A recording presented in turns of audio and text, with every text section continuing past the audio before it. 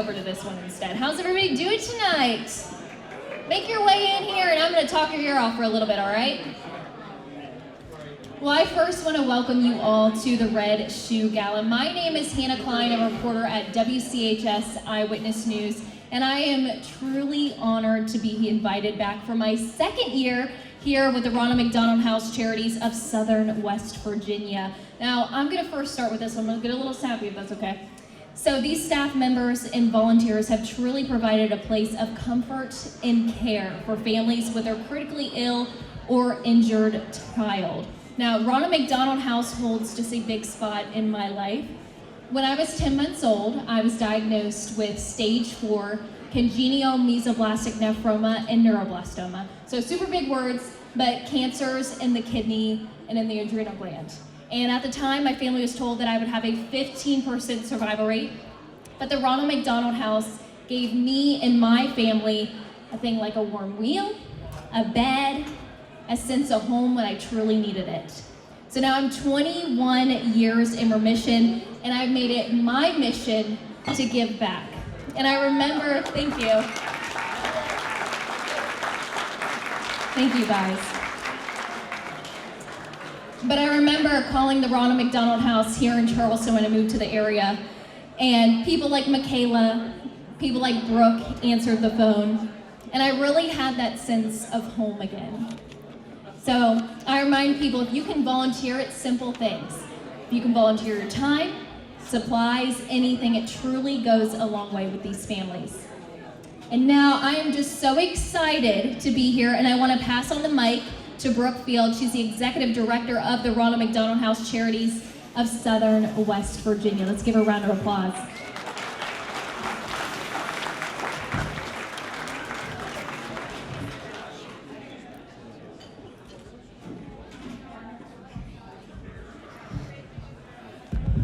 Good evening, everyone. Let me put this back in here. Okay, can everyone hear me okay? I know we've had a little bit of sound issues tonight. Good? Awesome. So good evening, everyone, and welcome to Red Shoe Gala Winter's Eve. I would like to start this evening by thanking our presenting sponsor, Encova. You guys are unwavering mission partners with us, and we could not thank you enough. To all of our other sponsors and attendees,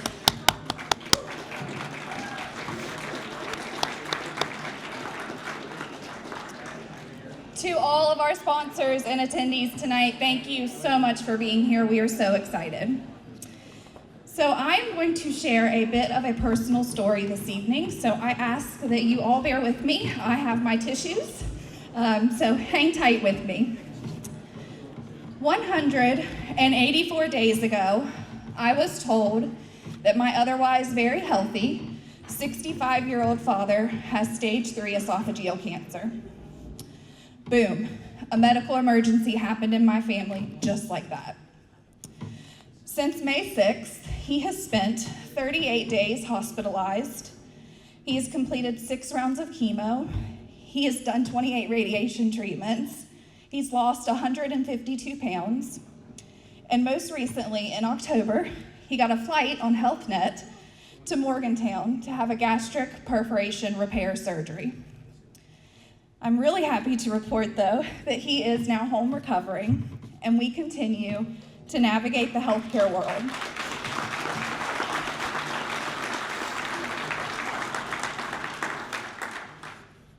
I remind myself daily just how blessed I am that I have had 37 amazing years with my father. I can't even begin to fathom the stress, the heartache, the burden if this were my 16-month-old son. During my dad's 16-day hospitalization in Morgantown, my brother and I were fortunate enough to call the Rosenbaum family house home. I found myself relying on the essential services that I have spent the past 5 years dedicated to providing to families in Charleston. I gained a deeper appreciation for that comfort of a warm meal, the solace of a shared smile from someone who knows my struggle, and the profound emotional toll when someone you love is medically unstable and you have no control. This experience has further opened my eyes to the vital support that our house provides. It's in those moments of your vulnerability that the simplest gestures can mean the entire world.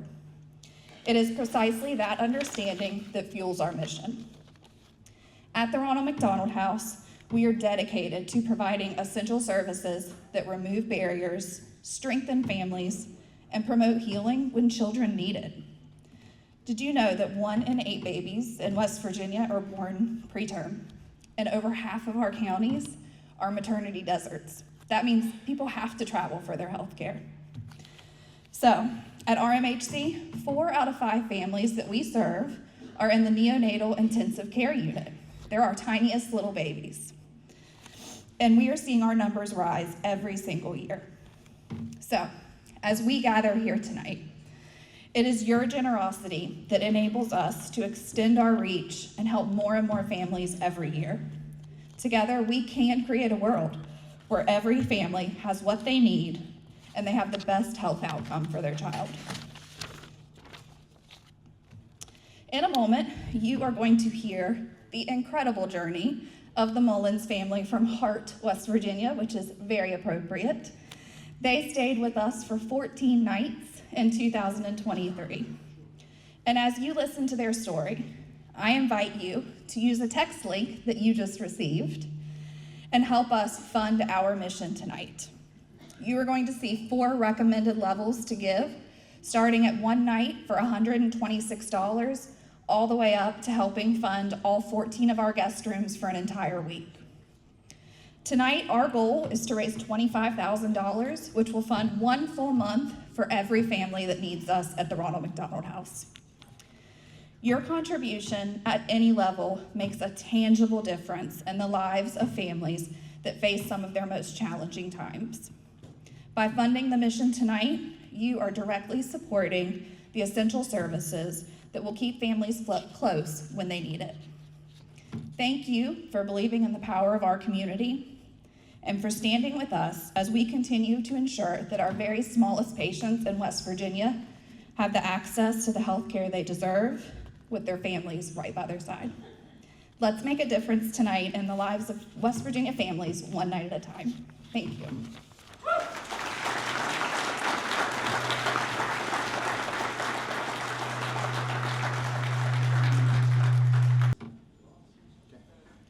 All right, guys, since we're having a little technical difficulties, I'm gonna talk for a little bit. So I really wanna talk about the auction items. So what you're gonna do, because I know there was a little confusion, you're actually gonna have a text on your phone. You're gonna click onto the text from your phone and have a link.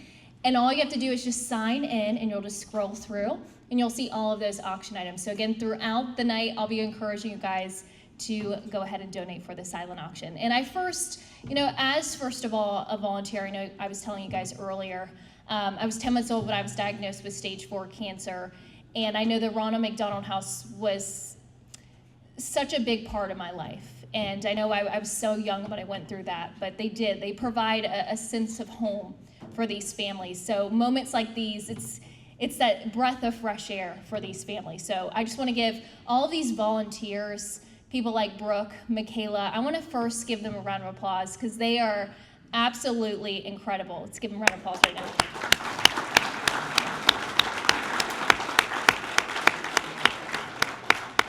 Lincoln Mullins and Grayson Mullins. I'm Cody Mullins.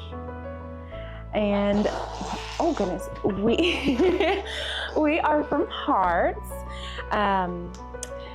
We came to the Ronald McDonald House on the 6th of November. We were here for 15 days while the babies were in the NICU. So I was a high-risk pregnancy from the beginning. These were our little IVF babies. And because we had lost a baby beforehand, we were high risk. Plus, I'm getting a little older, so I had a few issues. And on November the 2nd, we had our routine weekly OB appointment, and we did ultrasounds, and Mr. Lincoln was not moving. So I was like, well, we'll just get on NST and see what they're gonna do from there. My doctor walked in, she's like, I don't know what you're still doing here. You need to get your butt to the hospital. And I'm like, oh my, I'm not ready. And I knew that these babies were gonna be coming. So we go home, we get our bags packed, and we head up to Thomas. They have me there for monitoring for the most part, and they said, we're just gonna watch you for a little while. Till morning. Until the doctor came in. I was getting ready to go to work. Yeah, and he's like, well, do you want me to just let you stay and I'll go to work? And I was like, no. I'm telling you, these babies are gonna be coming. He's like, no, you're too early. And I just knew they were coming. So he's like, okay, I'll stay. Later on in the evening, they could not get both boys on the monitor, so they called the doctor, and he's like, no, you get them on the monitor, get an ultrasound in there, check on these babies. And I was like, I knew as soon as they were gonna call him, he was gonna say, we're taking them. He busted through the door and he's like, we're taking the baby. Yes. So I was like, I was not mentally ready to have them. My body was like, let's get these kids out of here. But that's just a lot to take in at once. And I had this whole big plan and labor and delivery photographer, because these were my last babies. They're on their way. And there was no time for any of that, because they were having me sign papers, they're trying to get IVs and catheters, all these things. And I'm just like, oh my God, they're really coming. So they rushed me back to an emergency C-section. Mr. Grayson came out first, no issues. Then Mr. Lincoln came out. But with Mr. Lincoln, he had a lot of breathing trouble. So they, as soon as they assessed him, they rushed him straight to the NICU. He had to be on CPAP. Yeah. And then from there, I was closed up and, was just in limbo. And I knew I had 2 babies, but other than a quick glimpse, I did not get to see them. Next day, finally, I got to go see them. I was able to hold Grayson, but Linky, we did not. He was really unstable at that time.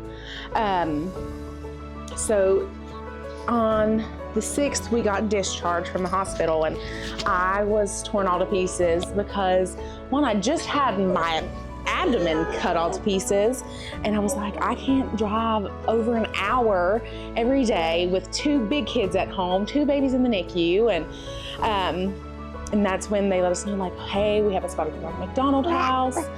And I was like, I heard about it before. I had friends who utilized the Ronald McDonald house, but I wasn't really for sure what all it entailed. I was like, all I know is I get to be close to my babies, and that to me was most important at the time.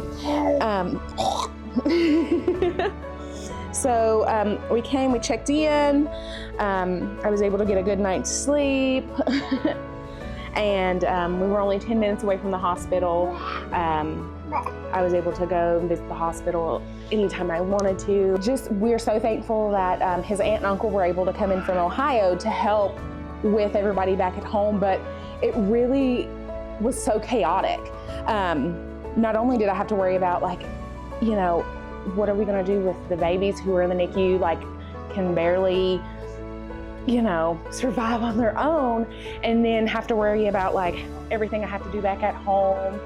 But thankfully, they were able to really take the reins back at home, but it was a big adjustment because we were starting to make some small changes at home with the girls, so it wouldn't be a big adjustment when the babies came home.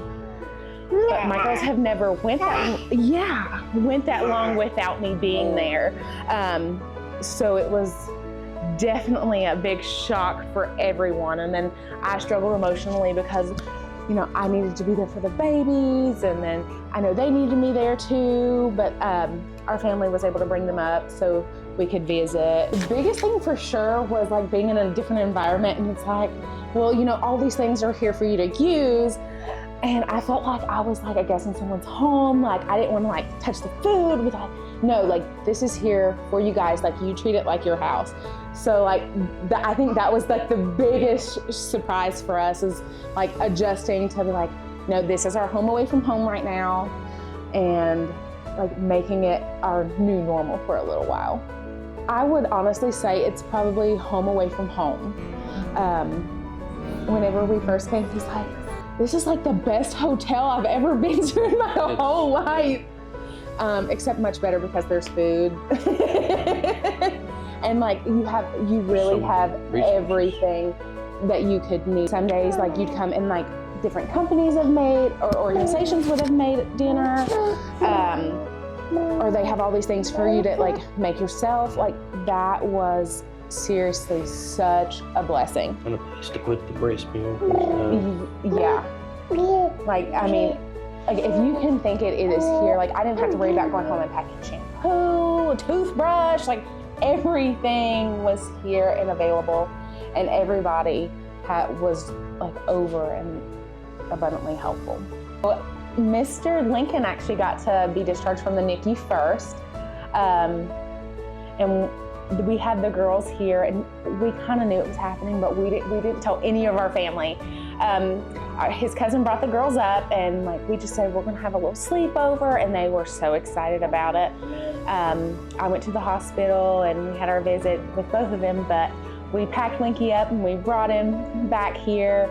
And seeing my girls hold them for the first time, my youngest daughter Kendall, to make it fair for both of them, Kendall, she's the youngest girl, so she got to hold him first since he was the youngest, and Braylee, since she's the oldest, she was going to get to hold Grayson first. And just seeing the kid that was my baby for 9 years hold the new baby of the family, it was so sweet. And it wasn't sweet. I mean, it was such a surreal moment because she was so worried about not being the baby of the family anymore. And she hates being the middle child, even though she's never been a middle child before. But it was one of the most beautiful moments. And then when we got to bring Grayson, we had nobody with us. So we got to come back, get everything together, down to like washing everything that we had dirty and packed the car up. And like we said our last goodbyes before we got to go home. Before actually having to utilize the Ronald McDonald House, like you hear about it, you see people talking about it, but you don't really understand the depths of what they do and how they help. And so now anytime I go to McDonald's, I'm like, no, round up. Anytime anyone asks, it's like, well, what kind of things do you support? I'm like, no, the Ronald McDonald House. And they're like, well, why? I'm like, you really don't understand. Like, this is a place for families to go for free. Like, do you know how expensive hotels are? And like, we were there over 2 weeks, but some people are here months and months. And a friend that was here for almost a year. Yeah, she was here almost a year. When we were here. Yeah, whenever their babies are sick and it's one less thing they have to worry about instead of going home and having to commute back and forth. They're that close to the hospital. They have food to eat. They have resources to wash their clothes. And I mean, down to laundry soap. They don't even have to worry about laundry soap. Everything is here, and it's because of people donating their time, donating their money, donating toiletries, so that people like us and those who have had to utilize the Ronald McDonald House before, I will, like I said, I will never hold any other charity as highly as I do the Ronald McDonald House.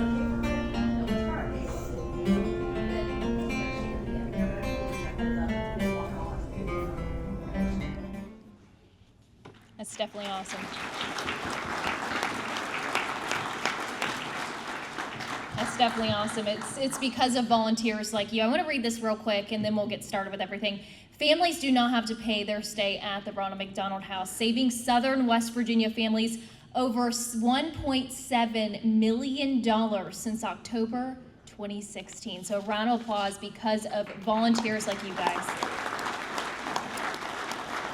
All right, now let's get this started. So there's dinner stations over to my left. You guys can help yourself. Over on my right-hand side, there's a casino.